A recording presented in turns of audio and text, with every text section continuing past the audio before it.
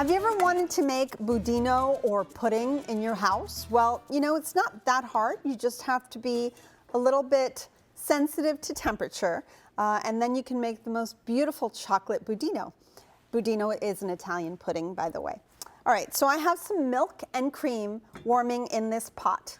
And this right here are egg yolks and sugar whisked together until you basically can't feel or hear the granulated sugar anymore.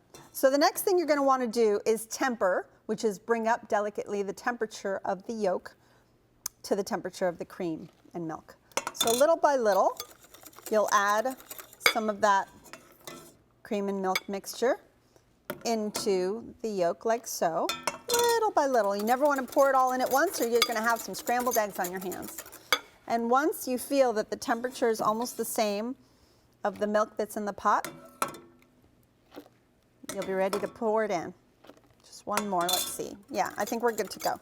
So now we are not shocking our yolks anymore. We're going to pour it right back into that pot. So once you've reached 175, go ahead and shut this off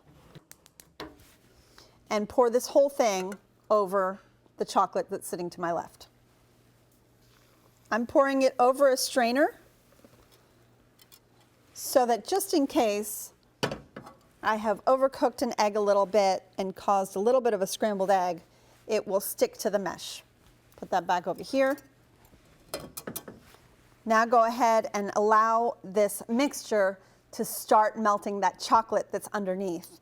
And once it's getting nice and warm and I can see that the chocolate is just starting to melt, go ahead and start whisking it together. Once that chocolate totally melts, go ahead and add, if you want to, now this is for flavor and I love this, a little bit of extra virgin olive oil and a bit of salt. It will bring out the flavor in the chocolate, thus making it just even more powerful. So once that is really well combined, the chocolate totally melts in, you've whisked that olive oil in completely and it's totally incorporated into this mix. Go ahead and pour that into your favorite containers, which I've already done here. So we love these little nifty containers. You can get like a little glass container with a top. And once you serve them, go ahead and spoon a little whipped cream right over the top. And look everybody, you have just made a beautiful chocolate budino.